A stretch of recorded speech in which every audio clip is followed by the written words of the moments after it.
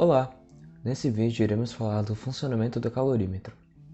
Nosso grupo é composto por Dara, Felipe e Liana, da turma 414. O calorímetro é um equipamento termicamente isolado do ambiente, que é utilizado para determinar o calor específico de substâncias. O primeiro calorímetro foi publicado em 1784, pelos cientistas Lavoisier e Laplace. Nesse equipamento, é possível obter experimentalmente valores do calor absorvido ou liberado por determinadas substâncias nas reações químicas.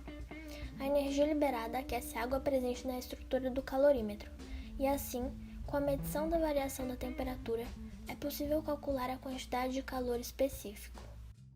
De uma maneira geral, o calorímetro possui um formato bastante simples, construído para impedir a troca de calor entre ele e o ambiente.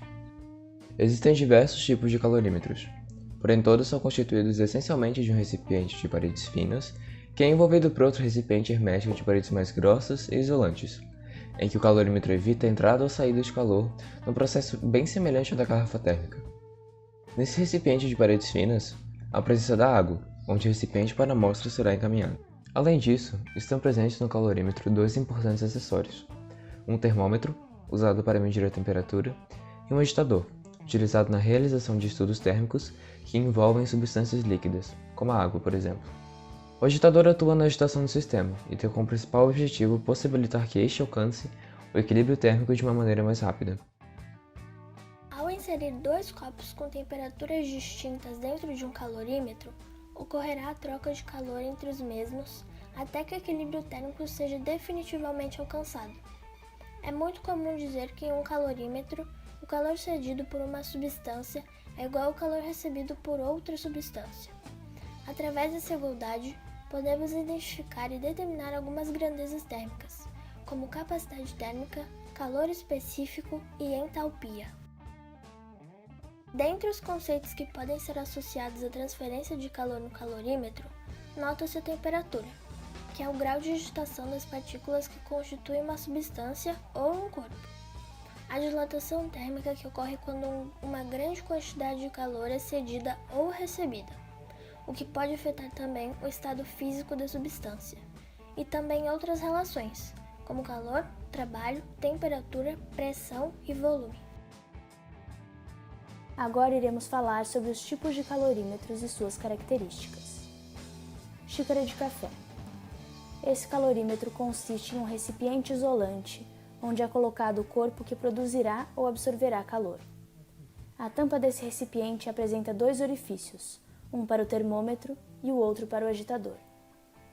Esse tipo de calorímetro é utilizado na determinação do calor liberado por uma reação exotérmica e o calor absorvido em uma reação endotérmica. Além disso, é também usado na determinação do calor específico de um corpo. Bomba calorimétrica. É um dispositivo que mede a quantidade de calor que é liberada ou absorvida em uma reação que ocorre a um volume constante. A reação acontece em um recipiente resistente de aço, a bomba, que é imerso em um grande volume de água, com o intuito de reduzir as mudanças de temperatura da mesma. Dessa forma, supõe-se que as alterações associadas à reação sejam medidas em volume e temperatura constantes. Assim, quando a reação ocorre na bomba calorimétrica, não há realização de trabalho. É importante ressaltar que a reação se inicia a partir do fornecimento de eletricidade através de cabos conectados à bomba. Calorímetro adiabático. É caracterizado por apresentar uma estrutura isolante chamada escudo. O escudo se localiza ao redor da célula, onde ocorrem mudanças de calor e temperatura. Ele também é conectado a um sistema eletrônico que mantém sua temperatura muito próxima da célula, de forma a evitar transferência de calor. Em um calorímetro adiabático, a diferença de temperatura entre o calorímetro e seus arredores é minimizada. O calorímetro adiabático é constituído de um escudo, um termômetro, um aquecedor conectado a uma fonte controlável de tensão elétrica e uma célula integrada a um sistema de isolamento através do qual se tenta evitar a perda de calor. Nesse tipo de calorímetro, propriedades como entropia, temperatura de Debye e densidade de estado eletrônico podem ser determinadas. Além disso, também há outros tipos de calorímetros, como o calorímetro isoperibólico, o calorímetro de fluxo e o calorímetro para calorimetria diferencial de varredura. Para determinar a capacidade calorífica do calorímetro utilizado, podemos fazer o seguinte experimento. Primeiro, medimos a temperatura inicial do calorímetro já fechado e pronto para utilização. Em seguida, adicionamos 50 ml de água destilada a 50 graus Celsius e fechamos o calorímetro. Nesse processo haverá um momento em que o equilíbrio térmico será alcançado, ou seja, quando o conjunto calorímetro mais água estabilizar.